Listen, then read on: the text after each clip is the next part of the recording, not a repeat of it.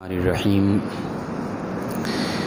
والعصر ان الانسان لفی خسر الا الذین آمنوا وعملوا الصالحات وتواصوا بالحق وتواصوا بالصبر آمنت باللہ صدق اللہ مولانا العظیم۔ معزز و مکرم سامعین، کروڑا بار شکر ہے اس پروردگار عالم کا کہ جس نے آج کی صبح ہمیں پھر سے زندگی عطا فرمائی اور ہمیں یہ سعادت اور توفیق دی کہ ہم اپنے پروردگار کے ہاں آ کر سجدہ ریز ہوئے۔ اس سورہ عصر کے اندر انسان کو آگاہ کیا جا رہا ہے کہ تو کن اصولوں کے ذریعے اپنے رب کے قریب ہوگا اور کون سے وہ اصول ہیں جن کے اپنانے سے تیری اخروی زندگی خوبصورت ہو جائے گی، دنیا اور آخرت میں تو خسارے میں نہیں ہوگا، کامیاب ہو جائے گا۔ یعنی یہ سمجھ لیں کہ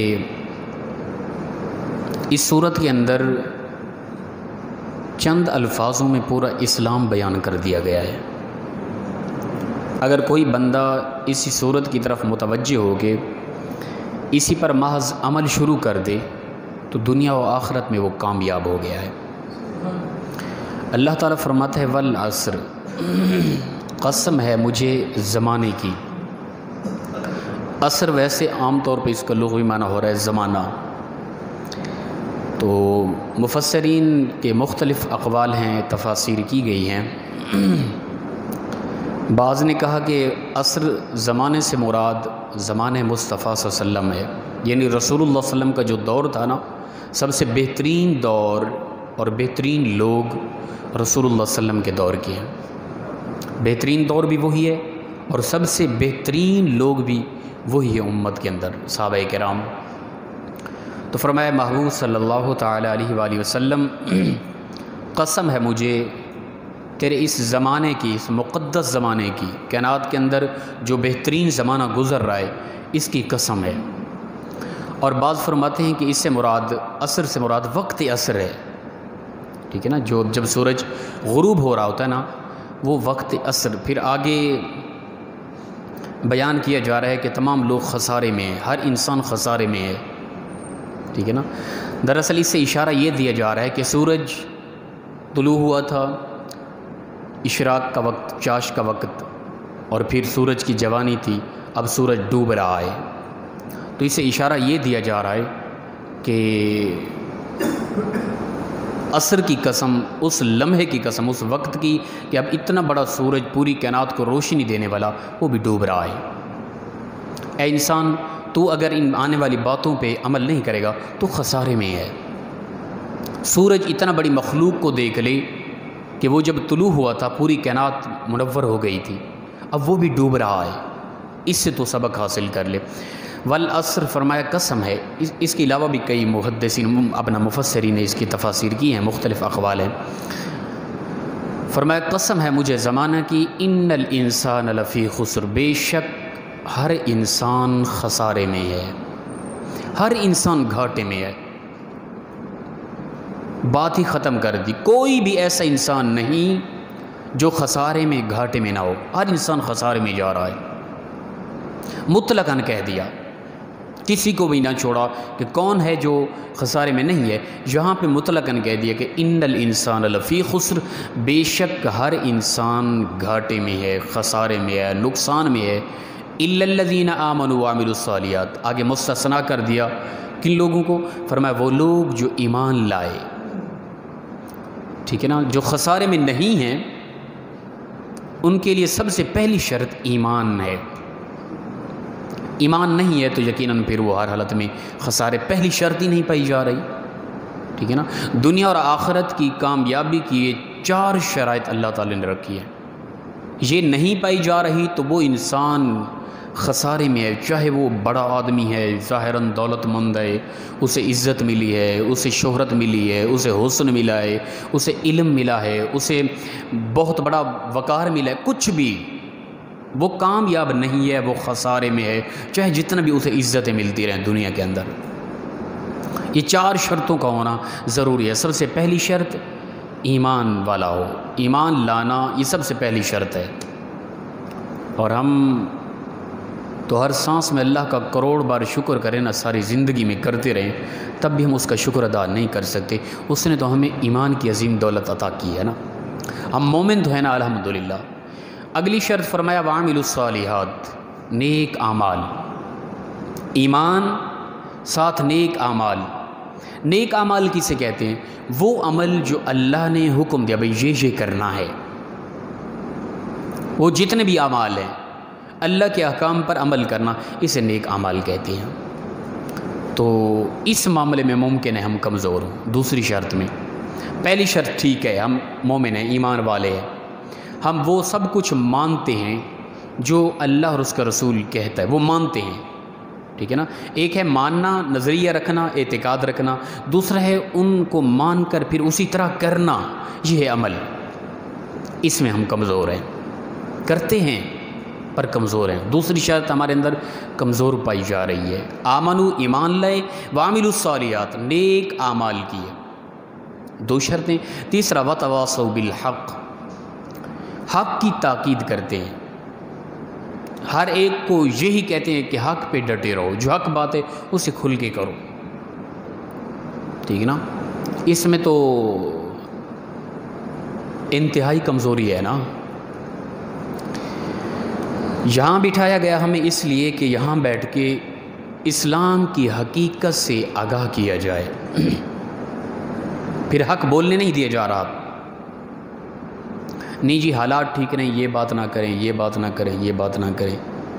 بھئی میں کہتا ہوں کہ وہ لوگ، میں مثال دے کر آپ کو سمجھاتا ہوں. جو لوگ ان لوگوں کو چیلنج کر رہے ہیں اور ان لوگوں کے متعلق بکواسات کر رہے ہیں جنہیں اللہ کے محبوب نے اپنے سامنے بٹھا کے اشارہ کر کے فرمایا ابو بکر فی الجنہ، ابو بکر جنتی ہے. آج کا ایک لونڈا، آج کا ایک خبیث حرامی نسل ہو کے وہ ابو بکر صدیق کی ذات پہ غلیظ قسم کی زبان درازی کرتا پھرے، ہم اس بندے کے متعلق یہاں بیٹھ کے بات کریں تو ہمیں پھر فور روکا جائے. تو یاد رکھیں یہ ایک ایسی شرط ہے جو بالکل ہمارے اندر نہیں پائی جا رہی. مجبور کیا جا رہا ہے، کمزور کیا جا رہا ہے اسلام کو اس حوالے سے. تو لہٰذا میں تو وہ انسان جو ابو بکر عمر کے متعلق بکواس کرے گا، آپ کہیں میں یہاں سٹیج پہ بیٹھ کے اس پر کروڑ بار لعنت بھی کروں گا، اسے کافر بھی کہوں گا. اگر یہ نہ کہوں تو میرے اندر ایمان کی حرارت نہیں ہے، میں پھر صرف نام کا مسلمان ہوں. یاد رکھیں اگر مجھے اس بات پہ غیرت نہیں آتی پھر کس چیز کا ایمان ہے میرے اندر؟ میری ذات پر کوئی اٹیک کرے مجھے غصہ آئے، میری ماں باپ کو کوئی گالی دے مجھے غصہ آئے، میرے بہن بھائیوں کو کوئی گالی دے مجھے غصہ آئے. یہ تو ذاتیات تھی. یہ تو اللہ تعالیٰ منع کر رہا ہے. تجھے کوئی گالی دے معاف کر دو، تجھ پر کوئی ظلم کرے معاف کر دو، تیرے ماں باپ کو کوئی گالی دے معاف کر دو، تیرے بہن بھائیوں کو کوئی گالی دے معاف کر دو. پر اللہ اور اس کے رسول، صحابہ و اہل بیت پہ کوئی بکواس کرے اور اس پر بھی خاموش رہنا، اسلام اس کی اجازت نہیں دیتا. اگر وہاں پہ بھی ہمیں جذبہ نہ آئے، ہمیں غیرت نہ آئے، ہمیں غصہ نہ آئے، ہمارے چہرے کے آثار نہ بدلیں، تو سمجھ لیں کہ ہماری یہ نمازیں، یہ عبادات، یہ ریاضات، یہ تسبیح و تحلیلات مذاق ہے. یہ اصل اسلام اور ایمان کی حرارت اور ایمان کا اظہار اسی چیز کے اندر ہے کہ ہمیں غیرت آئے ان لوگوں کے متعلق کہ جن لوگوں نے اسلام ہم تک پہنچایا، جن لوگوں کا تذکرہ قرآن و حدیث کے اندر ہے، جو لوگ اسلام کے بنیادی شاہکار ہیں، جن کی محنتوں سے پوری کائنات کے اندر اسلام پھیلا. اور ان صحابہ کے متعلق کوئی زبان درازی کرتا رہے، ہمارے چہروں کے آثار بھی نہ بدلیں، ہمارے ان کے ساتھ تعلقات بھی ہوں، ہم ان کے ساتھ اظہار محبت بھی کریں، اور ہم حالات کو حالات ٹھیک نہیں ہیں، خاموش رہیں. جو لوگ ان شخصیات کے متعلق غلیظ قسم کی زبان درازی کر رہے ہیں، ان کے لیے حالات ٹھیک ہیں کیا؟ تو لہٰذا وتواصوا بالحق فرمایا حق کی تاکید کرتے ہیں، حق بات پہ ڈٹے رہتے ہیں. تو لہٰذا حق کی طرف متوجہ ہوں، حق بولیں، حق بولنے دیں خدا کے لیے. حالات کبھی ٹھیک نہیں ہونے. آپ کہیں نا پھر حالات تو اس قدر سنگین ہیں کہ اسلام کی بات نہیں کر سکتے، کفر حاوی ہے اسلام پر، ہر طرف سے دیکھیں کفر حاوی ہے. پھر بند کر دیں قرآن پاک کو، ٹھپ دیں، اپنی مساجد کے اندر بھی بیان نہ کریں. اگر حالات کو دیکھیں تو کفر تو چاہتا ہے کہ اسلام کو بالکل دبا دیا جائے، مکمل کفر کی یہ کوشش ہے. تو اس کا کیا مطلب ہے ہم دب جائیں گے؟ نہیں میرے بھائی، حالات کو کبھی بھی دیکھ کر ہم نے اسلام کی اشاعت نہیں کرنی. حالات جیسے بھی ہونا ہم نے حق بات کرنی ہے، چاہے وہ ہماری جان پر بھی کیوں نہ آ جائے نا، حق بات کر کے رہنی ہے ہم نے.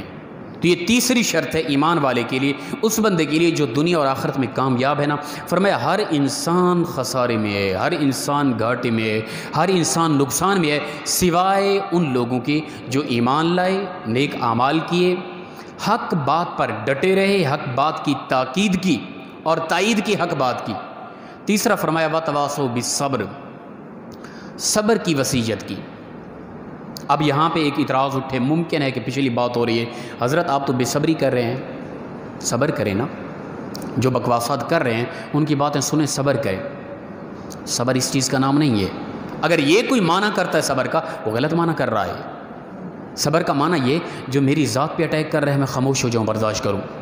جو مجھے گالی دے رہا ہے میں برداشت کروں، یہ صبر ہے. میری ذات کی کیا اوقات ہے، مجھے کوئی گالی دیتا پھرے مجھ سے برداشت ہے. میرے ماں باپ کو کوئی گالی دے مجھے برداشت ہے. میرے بہن بھائیوں کو کوئی گالی دے مجھے برداشت ہے. مجھ پر ظلم کرے مجھے برداشت ہے. ابو بکر صدیق کو کوئی گالی دے اور میں خاموش رہوں، یہ نہیں ہوگا. اور آل بیت کرام میں سے کسی کو کوئی گالی دیتا پھرے پھر بھی میں خاموش رہوں، ایسا نہیں ہوگا. یاد رکھیں یہ ایمان نہیں ہے، یاد رکھیں. اس پر خاموش ہونا تو میں کہتا ہوں کفر کے مترادف ہے. تو لہٰذا یہ 4 شرائط ہیں: ایمان، نیک اعمال، حق کی تائید و تاکید اور صبر. اپنی ذات کے معاملے میں صبر اور ان بڑے لوگوں کے متعلق حق واضح کھل کے بولنا اور اس کی تائید بھی کرنا، بولنے والے کی تائید بھی کرنا. یہ 4 شرطیں ہیں جن کے اندر پائی گئی.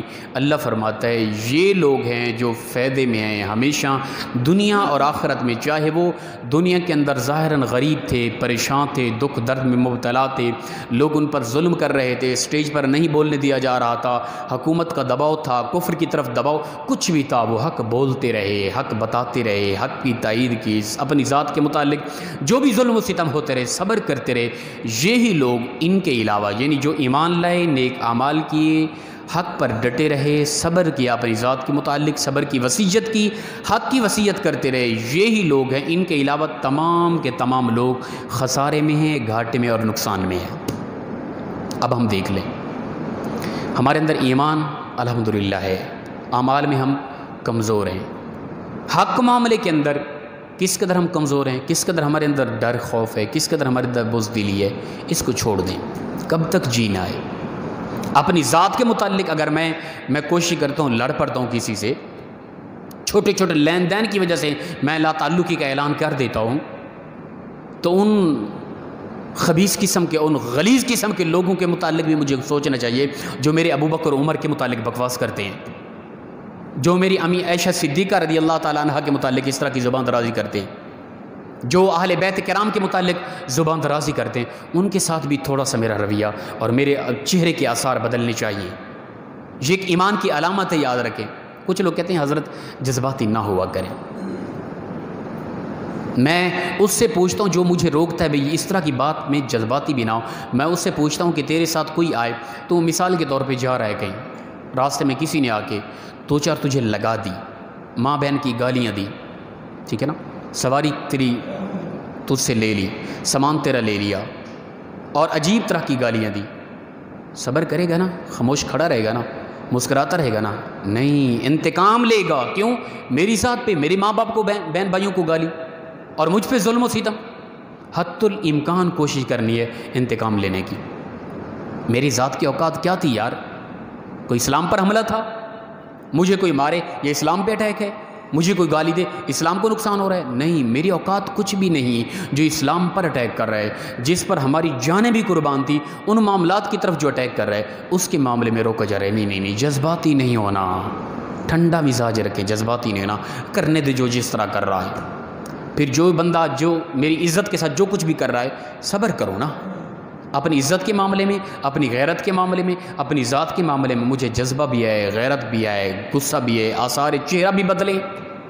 اور اسلام کے معاملے میں ہم، یہ غلط بات ہے، یاد رکھیں. یہ 4 شرطیں ان کا ہونا ضروری ہے: ایمان، نیک اعمال، حق پر ڈٹے رہنا، حق بات کہہ دینا، وہ حالات جیسے بھی ہیں حالات نہیں بدلنے. آپ سوچیں نا بھی حالات بہتر ہو جائیں گے, ہمیں کفر اجازت دے دے گا بھی کھل کے بولیں آپ, یہ بھول ہے ہماری بھی. اور تیسرا فرمایا اپنی ذات کے لیے صبر کرنا. کوئی آپ کی ذات کو گالیاں دیتا ہے, کوئی مسئلہ نہیں. بہن بھائیوں میں جھگڑا ہو گیا, کوئی لین دین کے معاملے میں بہن بھائی وراثت سے زیادہ حصہ لے گئے, کوئی مسئلہ نہیں یار, معاف کر دیں, پیار محبت دیں.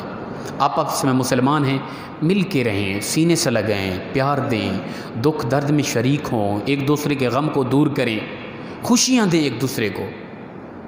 میری ذات ایسی ہو کہ ہر بندہ میری ذات پہ فخر کرے. میری ذات ایسی ہو کہ ہر بندہ میری ذات کو دیکھ کر اپنی زندگی کو اسی طرح بدلے. کیسے میں چلتا ہوں, کیسے میں میری اچھائی کی وجہ سے انداز زندگی ایسا ہو, ہر بندہ میرا طریقہ اپنانے کی کوشش کرے, میرا طریقہ عین طریقہ مصطفیٰ کی طرح ہونا. تو یہ 4 اصول بتائے گئے, ان کے مطابق چلنے والا انسان دنیا میں جیسا بھی ہے کامیاب ہے. وہ اگر یہ طریقے نہیں ہیں پھر دنیا میں جتنا بھی بڑا آدمی ہے وہ ناکام ہے, یاد رکھیں. اللہ پاک ہم سب کو مخلصانہ انداز میں عمل کی توفیق عطا فرمائے. وآخر دعوانا ان الحمد للہ رب العالمین.